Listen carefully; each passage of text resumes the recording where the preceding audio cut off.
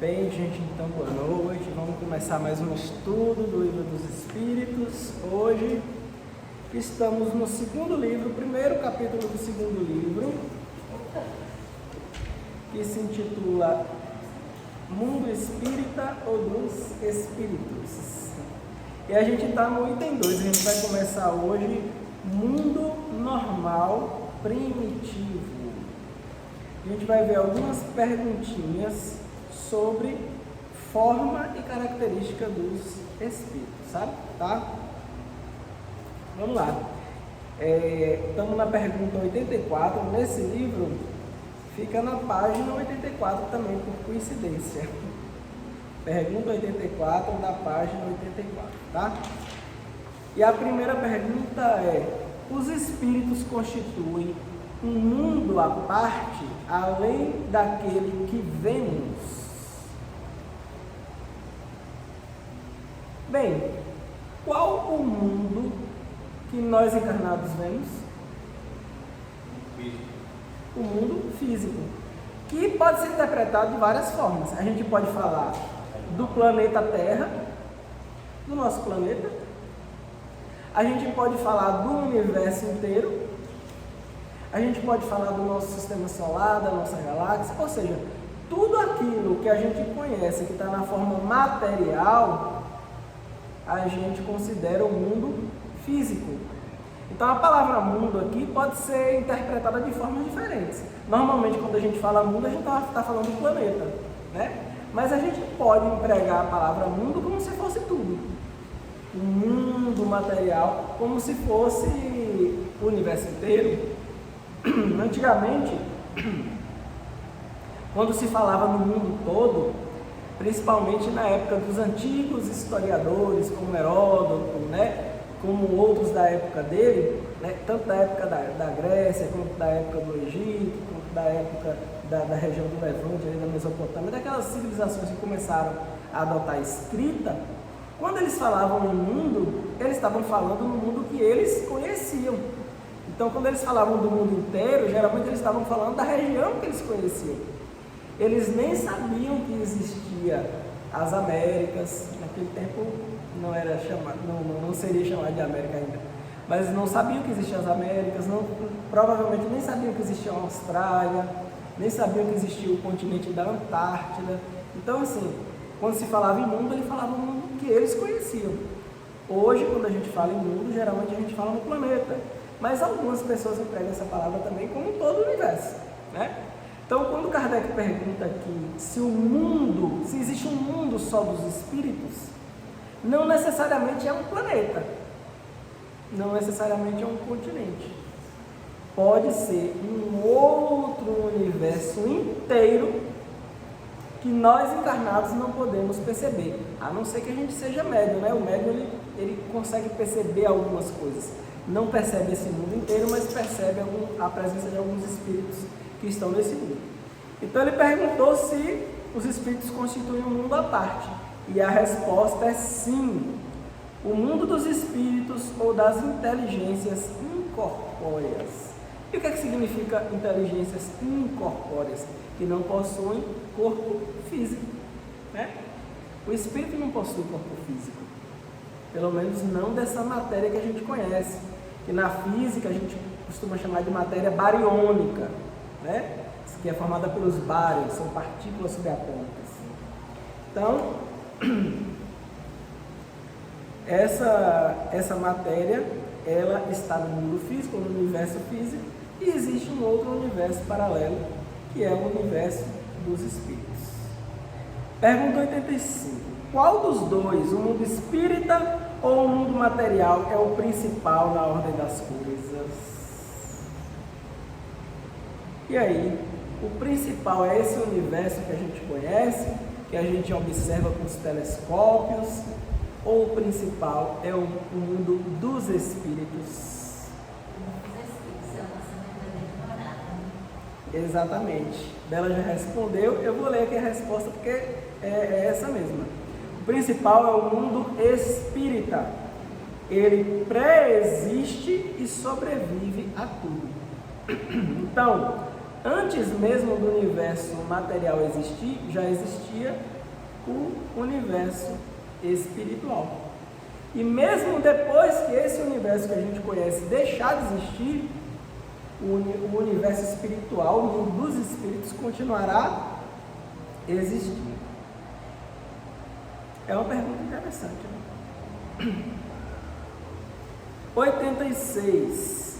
O mundo material poderia deixar de existir ou nunca ter existido sem com isso alterar a essência do mundo espírita? Como eu já respondi mais ou menos, eu vou ler logo a resposta. É sim, tá? Eles são independentes e, não obstante, a sua correlação é incessante, porque reagem incessantemente um sobre o outro. Essa pergunta também é interessante porque faz a gente entender um pouquinho sobre o mundo espiritual. Por quê? Porque o mundo espiritual ele existe independente do nosso planeta existir. É tanto que o nosso planeta existe há mais ou menos aí 4 bilhões e meio a 5 bilhões de anos, né? Só que o universo já existia antes. O Big Bang foi lá 13,4 bilhões de anos, 13,7 bilhões de anos, né? Nosso planeta não existia. Então, para o mundo espiritual existir, o mundo espiritual ele existe desde antes da formação do universo. Então, para ele existir, não precisa que o nosso planeta exista, não precisa que a Lua exista, não precisa que Júpiter exista, não precisa que o Sol exista, né? Mas eles têm uma correlação. A partir do momento em que um planeta passa a ser habitado por seres espirituais, né? A partir do momento que eles começam a encarnar naquele planeta, imediatamente não, um pouco antes disso, o mundo espiritual começa a envolver esse planeta. E isso é interessante, porque isso é uma pré-colonização. Antes do planeta Terra possuir vida, já existia a vida espiritual ao redor do planeta, preparando-se para as primeiras encarnações, que eram extremamente simples, de espíritos inconscientes ainda, nos primeiros estágios da sua vida espiritual. Espíritos praticamente recém-formados. A gente já estudou aqui, a gente já sabe que não existem informações de como esses espíritos são criados, a gente não sabe. Mas a gente sabe que aqui na Terra, lá nos primórdios, né, começaram a encarnar espíritos apenas jovens, espíritos recém-formados que não tinham consciência ainda, que encarnavam em formas biológicas extremamente simples, né, do tamanho das bactérias que a gente conhece hoje, né? Então eles encarnavam ali para cumprir os seus primeiros estágios. Naquele tempo, gente, já existia um mundo espiritual ao redor da Terra. Os únicos espíritos conscientes que tinham aqui eram os trabalhadores. Não existiam espíritos humanos aqui na Terra que necessitavam encarnar. Não, porque os humanos só começaram a encarnar aqui agora, né? O que a gente biologicamente considera como ser humano começou a encarnar na Terra mais ou menos ali uns 2 milhões de anos atrás, 1,8 a 2 milhões de anos atrás, né? A primeira espécie, aliás, as primeiras espécies de seres humanos que encarnaram aqui na Terra foi o Homo habilis e o Homo naledi. Teve algumas outras espécies ali mais ou menos na mesma época, mas eram seres vivos que a gente chama de Homo porque parece conosco, parece com a nossa espécie, Homo sapiens, somos todos do mesmo gênero, mas se você olhasse, eram seres pequenininhos assim, parecidos mais com macacos, né? Do que exatamente com seres humanos, porque eles eram muito peludos, eram baixinhos, né? Mas tinham algumas características que já se classificam como seres humanos. Eles andavam bípedes, eles não andavam com as mãos no chão, né? Tinham algumas características anatômicas, tamanho de membro, proporção entre os membros superiores e inferiores, mais parecidos com a nossa, enfim, tinha várias características. É interessante, o Homo naledi, por exemplo, ele tinha um cérebro pequenininho, do tamanho do cérebro de um chimpanzé, e eles tinham o hábito de enterrar os mortos. 2 milhões de anos atrás. Olha só. Isso, provavelmente construíam ferramentas. O Homo habilis também construía ferramentas, né? O Homo habilis era um pouquinho menos peludo e tal, tinha um cérebro já um pouco maior. Mas assim, foram os primeiros humanos que chegaram aqui, provavelmente não falavam, ainda não dominavam a técnica de produção de fogo. Talvez eles até começaram já a utilizar o fogo, mas o fogo eles já achavam prontos, numa queimada, alguma coisa. Os homens mais primitivos, eu estou falando da espécie humana mais primitivas. Depois vieram outras espécies um pouco mais aprimoradas. Por exemplo, o Homo erectus, ele já era um pouquinho mais alto, tinha um cérebro ali já de mais ou menos 1,9 kg, então um cérebro grande já. Eles já conseguiam fazer o fogo, já. Foi a primeira espécie, provavelmente, que já fazia fogueira. Então, eles já tinham a tecnologia de fazer o fogo, imagina, né? E eram primitivos. Provavelmente eles não... a gente não sabe exatamente, pode ter sido com pedra, pode ter sido com fricção de madeira, né? De alguma maneira eles conseguiam fazer o fogo. E eles já tinham armas mais aprimoradas, já tinham ferramentas um pouco mais sofisticadas, né? Depois vieram várias outras espécies, né? Espécie humana teve um monte na Terra, um monte, deve ter tido aí umas 20 ou mais. Só que a nossa mesmo, né? De 200 a 300 mil anos para cá, passou a existir. Então a nossa é mais recente, a gente acabou de chegar na Terra. Nós somos recém-chegados. Tá?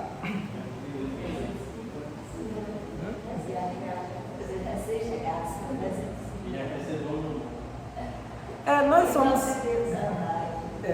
muito provavelmente, porque assim, a gente falta muita coisa para aprender, né?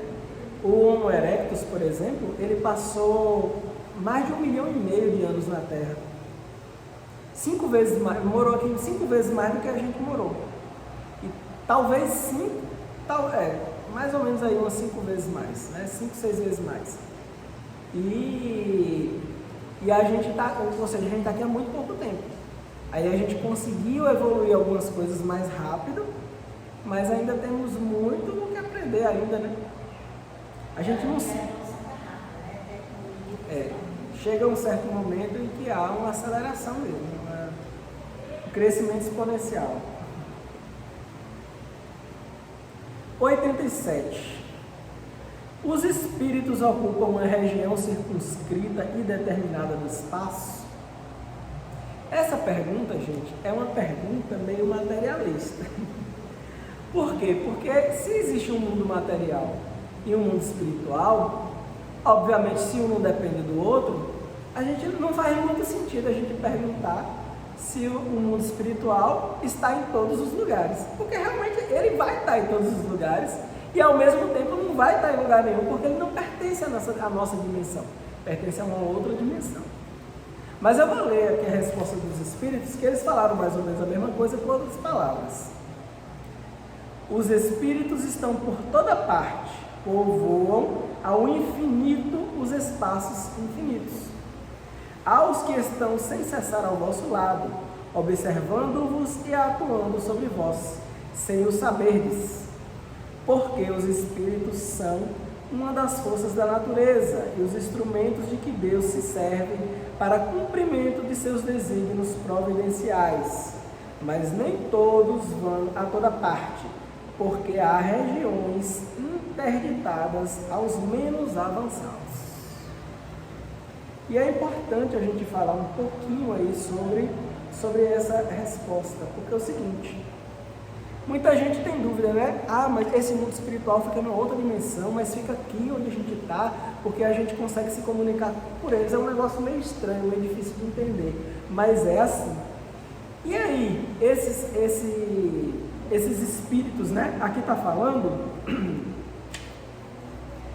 que nem todos conseguem ir a todos os lugares, porque os menos avançados, os menos evoluídos possuem limitações.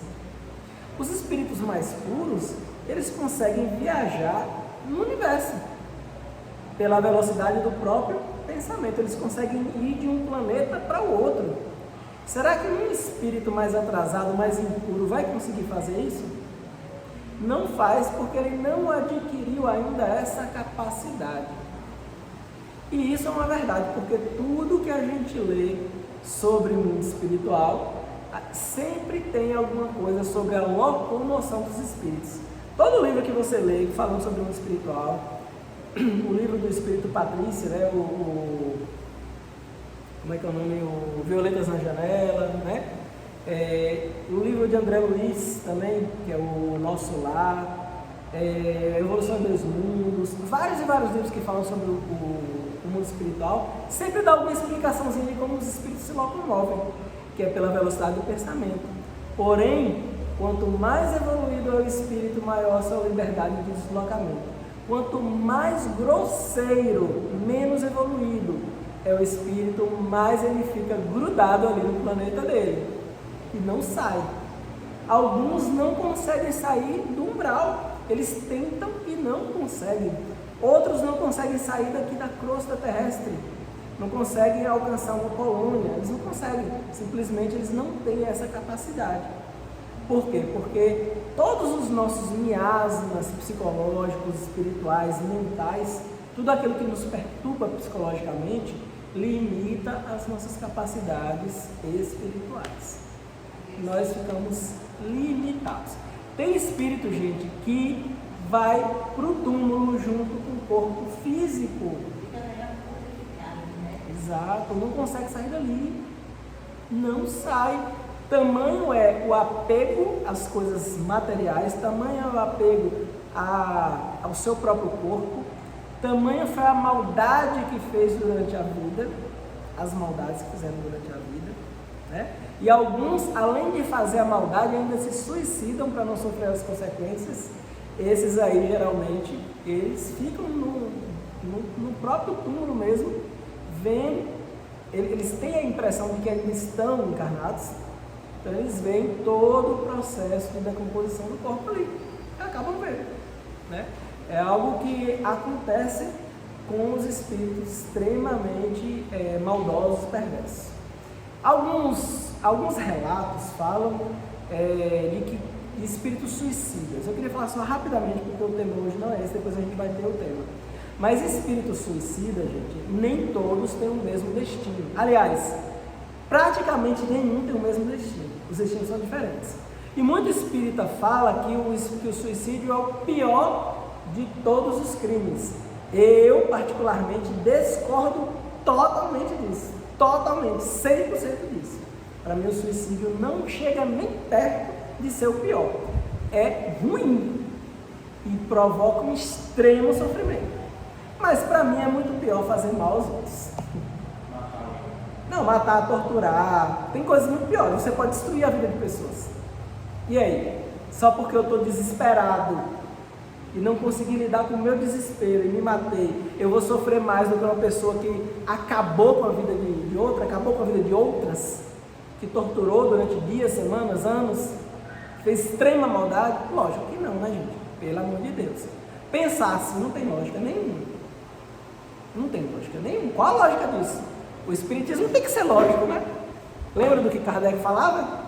Se alguma coisa não tiver coerência, vamos descartar. Então não existe essa coerência, tá? Existem espíritos que são suicidas que são acolhidos no mesmo momento. Existem outros que ficam sofrendo anos e anos e anos e anos e anos.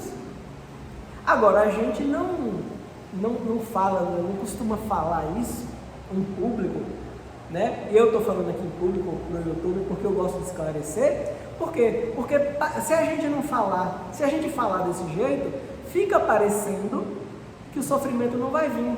E isso muita gente encara, muita gente interpreta como um encorajamento daquela pessoa ir lá e se suicidar. E não é isso que a gente quer, não é encorajar. O suicídio sempre traz sofrimento. Não pelo ato em si necessariamente, mas porque o espírito que faz isso, ele já está em sofrimento, só que ele não tem a consciência livre, ele está encarnado. Lembra que o cérebro limita as nossas sensações? Então, se nós estamos tristes e desesperados, encarnados, o cérebro limita, tem um limite, não passa dali. Se a gente desencarna, tem esse limite ainda? Não. O sofrimento vai para onde? Para cima. Ele estoura, ele explode. Ele é muito maior. Então a gente fica pensando, poxa, mas isso é um castigo porque a pessoa se suicidou? Não. É uma lei espiritual. Quando você está encarnado, as suas sensações e emoções são menores porque elas precisam do cérebro para funcionar. Quando você desencarna, não precisa mais do cérebro. Todas as suas emoções vão ser muito maiores, tanto as alegrias quanto as tristezas. É por isso que o sofrimento do suicida é muito grande. Não é um castigo. Quem fala isso não entende o processo. Não é um castigo, eles sofrem porque eles compreendem os seus enganos. Isso, exatamente. E aí eles se cobram. Isso, exatamente. É um autossofrimento. Por quê? Porque a sua consciência, ela expande. Ela não vai expandir tanto, mas ela expande no seu limite, depois do desencarne. E você toma consciência que aquele problema que se você tivesse encarnado, você poderia tentar resolver, agora não dá mais. Agora não dá mais. Você desencarnou, como que você vai lá resolver aquele problema? Se era um problema do mundo físico, se era um problema da terra, da crosta, da vida que você tinha aqui encarnado. Como que você vai resolver agora? Acabaram as possibilidades de resolução. É isso que traz o sofrimento. Isso traz perturbação espiritual. E quando você está muito perturbado espiritualmente, várias capacidades suas são meio que bloqueadas, anuladas. Elas ficam ofuscadas pela sua dor. E é isso que acontece. O processo é esse. Nunca pensem em castigo. Não é isso, tá? Agora, uma pessoa que fez maldade com um monte de gente, vai ser pego pela polícia ou por alguma autoridade e se mata para não sofrer as consequências, esse aí, infelizmente, o sofrimento dele vai ser bem maior. Ou felizmente, né, porque a gente aprende também com o sofrimento. Você falou do primeiro caso, do suicídio, eu compreendo assim, da seguinte forma, que o espírito vai morrer, não conseguiu lidar com os seus problemas, as consequências, ele chegou ao ponto de achar que, como é que o suicídio, ele ia ficar livre. É um espírito que não tem, uma pessoa que não tem conhecimento nenhum. Isso. Nenhum mesmo, nenhum. Do que é o mundo espiritual. Do que é o mundo espiritual, que nós somos espíritos. Isso. Então, quando chega lá, veio, transgrediu as leis do espírito, transgrediu isso mesmo que eu não sei também suicidar para você ter isso. Isso, exatamente. E aí acontece esse sofrimento, assim, porque depois tem essa consciência se arrepende. Isso, exatamente. Aí vem o arrependimento. De coração já recebe ajuda. Isso, exatamente. Vem o arrependimento, vem algumas regras meio que físicas também. Por quê? Porque aquele espírito, a gente vai estudar mais para frente o perispírito, a gente vai ver que a gente tem um fluido vital ali que tem que se esgotar, e aquele fluido vital não se esgotou ainda porque você tirou sua vida muito precocemente. Aquilo ali também atrapalha o processo de adaptação, de readaptação no mundo espiritual. Então tem uma série de coisas que acontecem que vão atrapalhar o espírito suicida. Mas é muito pior aquele que se suicida por ter feito mal do que aquele que se suicida por não ter conseguido vencer os desafios da vida. São casos totalmente, extremamente diferentes. Nada a ver uma coisa com a outra, tá? Quem coloca tudo no mesmo balaio está cometendo um equívoco, porque não é a mesma coisa. Embora ambos os casos... Exatamente, todas as consequências, todos os dois as consequências são...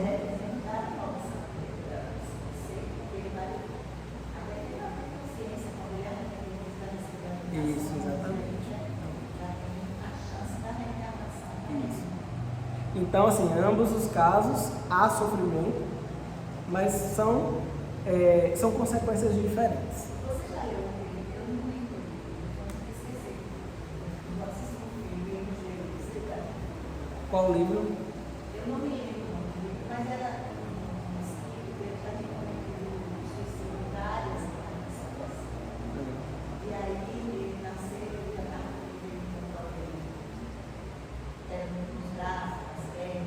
Eu conheço essa história, mas eu não cheguei a ler o livro. Então, isso eu não sei qual foi, né? E ele veio assim, justamente para não tentar suicídio. Não tentar o suicídio novamente. Ele veio sem. Ele pediu para vir sem os braços, não foi? Para não cometer o suicídio novamente. Isso. Eu acho que é assim mesmo, ele já pensou, ele falou, mas aí é possível. Bem, Você gente. falou assim para isso, eu acho interessante, que a gente sabe disso, mas a gente não está pensando em todos os lugares que nós estamos, tem muitos espíritos espirituais. Ah, sim, sim. Muitíssimos. E naquele livro dos espíritos, a gente está falando sobre gradação, os espíritos influenciam nas suas vidas muito mais do que Imagina. né? Então, mas não são só os espíritos, entre aspas, ruins, que não tem evolução ainda. São espíritos também que todos nós De temos. todas as todos ordens. nós espirituais, que estamos orientando sempre, né? E Jesus determinou justamente para a evolução, Isso. a encarnação, para nós nessa encarnação, né? Então, às vezes a gente pensa que é só os espíritos, que só espíritos, só, né? Muita gente pensa isso. Eu não sei se o pessoal ouviu, mas o que Bela está falando é que ao nosso redor existem vários e vários espíritos, de várias e várias ordens, categorias. Espíritos bons, espíritos ruins, espíritos nem bom nem ruim. Ou seja, quando a gente fala ruim, a gente fala entre aspas, né? Porque são os momentos em que o espírito está passando. Mas enfim, aqui nessa última pergunta fala justamente isso, que existe uma interação, né, constante entre o mundo espiritual e o mundo material. Nós estamos interligados. Isso. E uma coisa interessante também é que o mundo espiritual, ele não é estático. Ele se modifica com o tempo, tá? Então, se você pegar o mundo espiritual, sei lá, 1 milhão de anos atrás, era totalmente diferente. Isso eu estou falando aqui ao redor do nosso planeta, tá, gente? Do nosso planeta aqui, do nosso planetinho. Então, há 1 milhão de anos atrás, esse mundo espiritual era totalmente diferente do que ele é hoje. Daqui a mais, sei lá, 1000 anos, já vai ser diferente também. Não sei se você Ele vai evoluindo. Ele disse que os espíritos os governadores Os planetas, existem os governadores. do nosso lar, Tem os ministros. os governadores da porque eles atrás eles podiam fazer aqueles banquetes para se alimentar. Isso, Até quando exatamente. chegou, queria mudar isso, não existia mais necessidade disso. Contra ele, né? Até que ele conseguiu. Isso, exato. Cada colônia funciona de um jeito diferente. Cada colônia funciona de uma maneira diferente e cada colônia tem os seus coordenadores, os seus ministros, cada uma funciona de uma forma diferente. Por isso que a gente fala, o mundo espiritual ele não é igual em todos os lugares, né? Ele é muito diferente e ele vai evoluindo junto com o tempo. E muita coisa que começa a surgir lá, depois começa a surgir aqui na Terra também, na forma de tecnologias. Vocês sabiam disso? Muita coisa que a gente está usando hoje, né? Sei lá, um notebook, um tablet, um celular, já existia há, sei lá, 100 anos atrás, lá nas colônias, existiam equipamentos plasmados parecidos com esses. Não eram iguais, mas eram parecidos. E a gente diz que o mundo material é uma cópia imperfeita do mundo espiritual por isso. Porque o que vão fazendo lá, depois vem esses espíritos para cá, inspirados, né? E eles começam a ter ideias do que eles viram lá. E essas ideias ficam na mente deles e eles começam a criar coisas aqui parecidas. Não vão ser, lógico, idênticas, porque as leis que regem o mundo material são diferentes das leis que regem o mundo espiritual, mas vão ser bem parecidas. Por quê?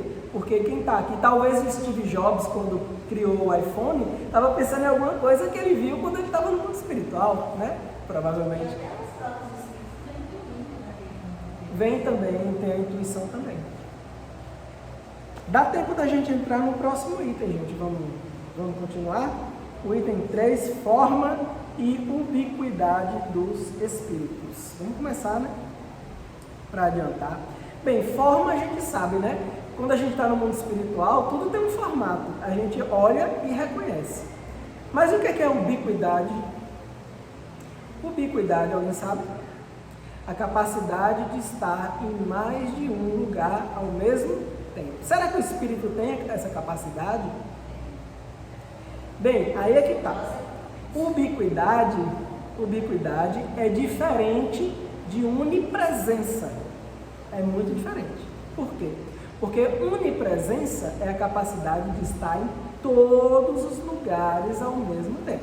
Só quem tem essa capacidade é Deus, seja lá como ele for. A gente não sabe como é que ele é, mas a gente sabe que ele tem essa capacidade, tá? Ubiquidade é você perceber o que está acontecendo em mais de um lugar ao mesmo tempo, mas você não está em todos os lugares ao mesmo tempo, tá? Coisas diferentes. Vamos para 88. Os espíritos têm uma forma determinada, limitada e constante. Ou seja, se a gente olhar um espírito, o que é que a gente vai ver? Eles têm uma forma? Olha só o que é que foi respondido. Aos vossos olhos, não. Aos nossos, sim. Eles são, se o quiserdes, uma flama, um clarão ou uma centelha etérea. Flama é chama, mesma coisa, tá? Ou uma centelha etérea. Bem, mas por que um médium enxerga um espírito? O que é que o médium vidente vê quando vê um espírito? Mas qual a forma que ele vê? Ele não vê, não é pelos olhos físicos. Não é pelos olhos físicos. Ele vê até com o olho fechado. Não é com os olhos físicos. É com a visão espiritual. Já tem a faculdade. Tá. Mas eu quero saber o que é que ele enxerga. Ele enxerga uma luz, ele enxerga um fogo, ele enxerga uma sarça ardente, ele enxerga uma vela acesa. O que é que ele enxerga? Uma lâmpada de LED, é o que é que ele enxerga? Ele enxerga o seu perispírito. O médium nunca enxerga a forma real do espírito. O que ele enxerga é o perispírito. Ele modifica a sua forma. Isso. Ele aparece para a pessoa que é do jeito que a pessoa conhece. Exatamente. É isso que eu ia falar. O espírito aparece ao médium de alguma maneira que seja conveniente para ele. Por exemplo, se for um médium que conheceu aquele espírito em vida, encarnado, ele vai aparecer na forma da última encarnação. Se for, por exemplo, um mentor espiritual que aparece com um médium ostensivo, aquele mentor aparece em uma forma de uma das encarnações que ele teve, que ele gostou mais, foi a preferida dele lá. Ele aparece daquela forma porque ele quer, tá? Mas a forma real do espírito não é aquela. Aquilo ali é uma plasmagem, uma forma criada mentalmente pelo espírito, utilizando-se para isso o seu perispírito, que é o corpo espiritual, que a gente vai estudar mais para frente, tá? Então é isso que o médium enxerga. Agora, um espírito puro, um espírito mais elevado, enxerga o outro de maneira bem diferente. A gente vai ver aqui.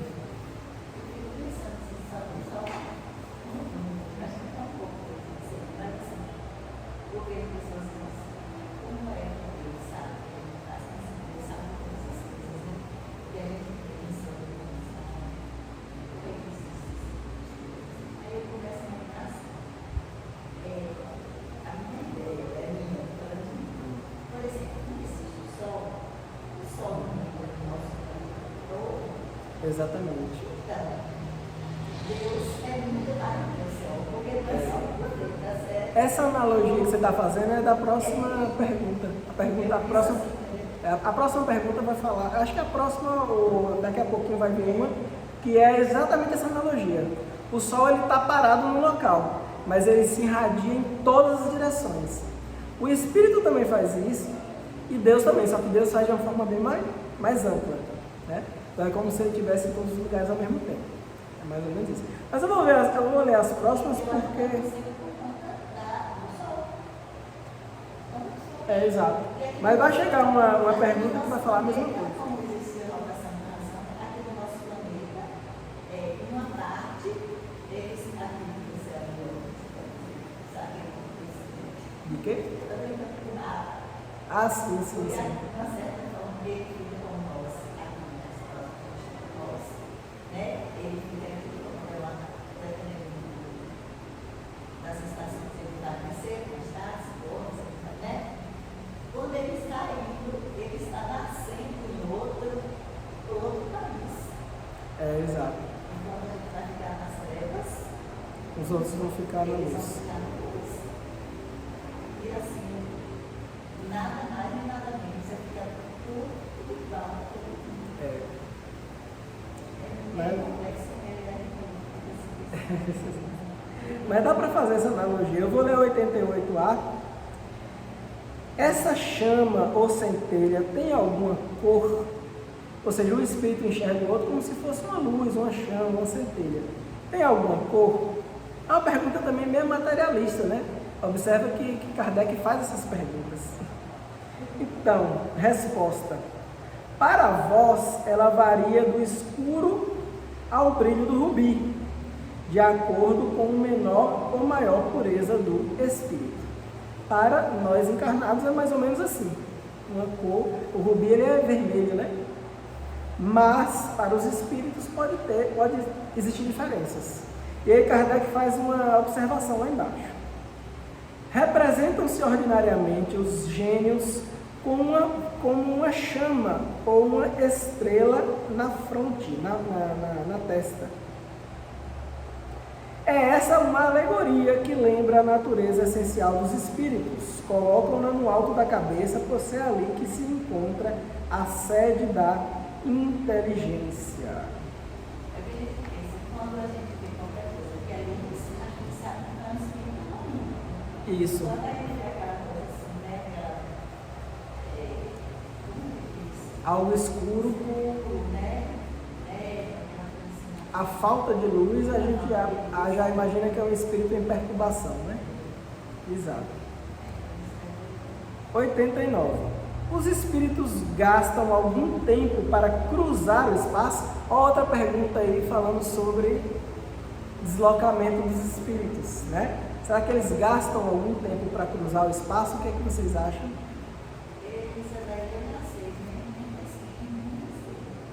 Ele é mais rápido do que o pensamento, né? Eles se deslocam na velocidade do pensamento. Eles são mais rápidos do que a própria luz. Porque a luz é algo material. Então ela possui um limite de velocidade, né? Aproximadamente aí 300 mil km por segundo. O espírito ele não é material. Como? Por exemplo, essa conexão também que existe devido à energia de cada um de nós. Ah, sim. A energia está compartilhando naquele espírito. Isso. Mas o espírito ele não é matéria, né? Então ele também não tem esse tipo de limitação. Então ele viaja na velocidade do pensamento. Só que a gente sabe que o pensamento também possui um tempo para se processar, né? Então a resposta é sim, mais rápido como o pensamento. Ou seja, é tão rápido quanto o pensamento, mas gasta um certo tempo. E na 89A, Kardec pergunta: o pensamento não é a própria alma que se transporta? E olha só a resposta dos espíritos. Quando o pensamento está em alguma parte, a alma também o está, pois é a alma que pensa. O pensamento é um atributo do espírito. Então o pensamento ele não é o próprio espírito, ele é um atributo do espírito.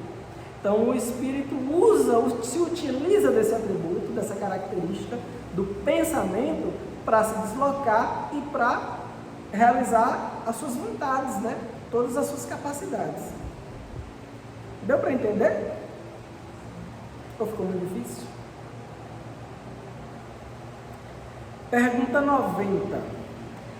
O espírito que se transporta de um lugar a outro tem consciência da distância que percorre e dos espaços que atravessa, ou é subitamente transportado para onde deseja ir? E aí, será que ele sabe, tem consciência, ele percebe o espaço que ele percorreu, ou ele simplesmente desaparece aqui e aparece lá. O que vocês acham? Exatamente.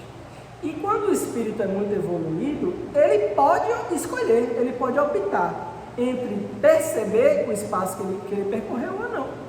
Se para ele isso for útil, ou que ele tiver curiosidade, ele vai perceber.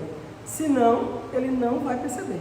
Ele simplesmente se desloca, porque o objetivo dele é chegar onde ele quer, e não visualizar o caminho. E a resposta é justamente essa. Olha só. Uma e outra coisa, ou seja, as duas coisas podem acontecer. O espírito pode perfeitamente, se o quiser, dar-se conta da distância que atravessa, mas essa distância pode também desaparecer por completo. Isso depende de sua vontade e também de sua natureza, se é mais ou menos depurado, se é um espírito mais evoluído ou não, né? Então deu para compreender, né, gente? 91. A matéria oferece obstáculo aos espíritos? Se o espírito fosse deslocar de um ponto A a um ponto B e tiver uma estrela no meio ou um planeta imenso no meio, isso é um obstáculo para ele? Ele atravessa a parede? Exatamente. O espírito, por ser imaterial, ele só interage com a matéria se ele quiser. Se ele não quiser, ele passa pela matéria. Aquilo ali não é um obstáculo para ele, né? Por isso que eles atravessam as paredes. Alguém já teve algum desdobramento espiritual que percebeu atravessando paredes? Se percebeu atravessando parede? Eu já tive. Eu já vi e já saí, mas eu não vi eu saindo. Eu já tive essa experiência de um desdobramento, tanto atravessando a parede, quanto atravessando porta e atravessando o teto também da casa, o forro, o telhado. Já tive essas duas sensações. E é uma sensação diferente, bem diferente. Você pensa que vai bater, não bate, é um negócio bem interessante. Hã?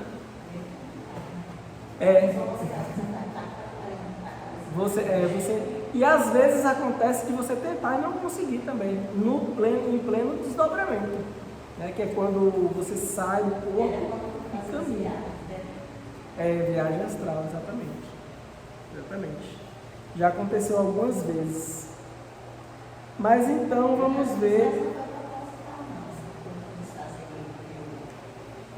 Geralmente são espontâneas. Geralmente essas viagens, né, esses desdobramentos da alma, geralmente é espontâneo, na maioria das vezes.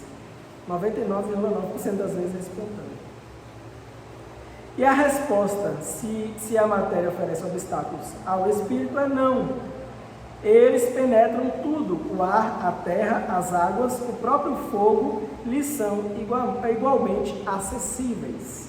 Acessíveis é porque eles podem acessar, podem atravessar sem nenhum problema. 92. Os espíritos têm o dom da ubiquidade, ou em outras palavras, o mesmo espírito pode dividir-se ou estar ao mesmo tempo em vários pontos. Bem, será que um espírito pode se dividir? Alguém já ouviu isso em algum lugar? Se dividir, a gente não se divide. O que a gente pode é perceber mais de um lugar ao mesmo tempo. E aí é que vem a analogia que Bela fez do Sol. Eu vou ler aqui para vocês verem. Não, aliás, desculpe, é uma continuação aqui. Não pode haver divisão de um espírito, mas cada um deles é um centro que irradia para diferentes lados. E é por isso que parecem estar em muitos lugares ao mesmo tempo. Vê o Sol, que não é mais do que um, e não obstante irradia por toda parte e envia os seus raios até muito longe. Apesar disso, ele não se divide.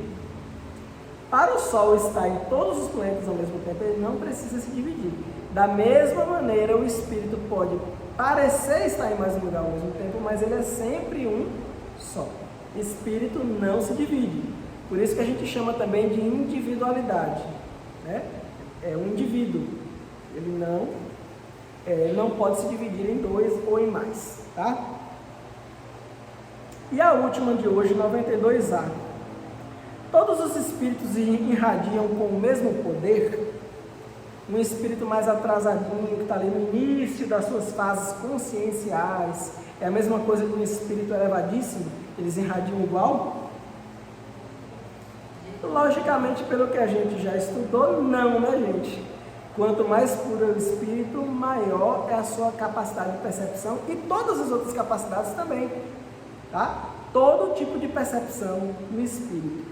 A gente estava falando de como um espírito enxerga outro. Tem um certo patamar que o espírito atinge, que ele percebe o outro, ele reconhece outro espírito sem precisar enxergar. Ele sente a presença do outro espírito e reconhece que espírito é aquele, sem precisar ver absolutamente nada. Óbvio que o espírito ele tem capacidade de visão, uma visão 360 graus, em todas as direções. Mas o reconhecimento de um espírito pelo outro, não necessariamente é porque uma luz é diferente da outra, não. O espírito ele percebe pela energia. Então, aquele indivíduo encostou em outro, eles se reconhecem pela energia. E não há a mínima sombra de dúvida de quem é quem. Não há a mínima sombra de dúvida. É a mesma coisa de uma mãe encarnada olhar para um filho, uma filha encarnada e reconhecer pela face, pelo corpo. A mãe tem dúvida que é o filho ali, o que é a filha? Não vai ter, né? Tem como uma mãe olhar para o filho a uma distância curta e não saber se aquele filho é dela ou não? Não tem, né? Não tem. Por mais que exista uma criança parecida com seu filho, sua filha, pode ser muito, muito, muito parecida, você nunca vai se confundir, né? E eu estou falando assim, gente, de olhar, conversar. Não estou falando de passou um ali, você pensou que era o seu, foi atrás, eu não estou falando disso, né? Isso aí pode acontecer. Tá 10 crianças brincando ali junto, passou uma correndo, você pensou que é o seu filho, depois você olha, não é. Pode acontecer, você se confundir ele momentaneamente. Mas eu estou falando de você ver, conversar com a pessoa e reconhecer, né? Logicamente não tem como ter dúvidas. Um espírito puro em relação a outro espírito puro, quando os dois se encontram, é a mesma coisa. Um não tem dúvida de quem é o outro. Não há como ter essa dúvida, tá? Não há margem para isso. Os gêmeos, né? As mães reconhecem. Até gêmeos idênticos, né? A mãe sabe quem é um e quem é o outro. Exatamente. Então vamos ler a resposta. Perguntou se os espíritos irradiam com o mesmo poder. Resposta: bem longe disso. O poder da irradiação depende do grau de pureza de cada um. Isso é lógico, né? E aí Kardec vai falar lá embaixo. Cada espírito é uma unidade indivisível, mas cada um deles pode estender o seu pensamento em diversas direções, sem por isso se dividir. É somente nesse sentido que se deve entender o dom da ubiquidade dos espíritos, como uma fagulha que projeta ao longe a sua claridade e pode ser percebida de todos os pontos do horizonte, como ainda um homem que, sem mudar de lugar e sem se dividir, pode transmitir ordens, sinais e produzir movimentos em diferentes lugares, tá? Bem, próximo assunto nosso será perispírito. Vocês entenderam tudo direitinho? Querem fazer mais alguma colocação? Ou tem alguma dúvida? Tem. Acho que dá para entender, né? Então vamos encerrar aqui nossa gravação, fazer nossa prece final, para a gente encerrar hoje.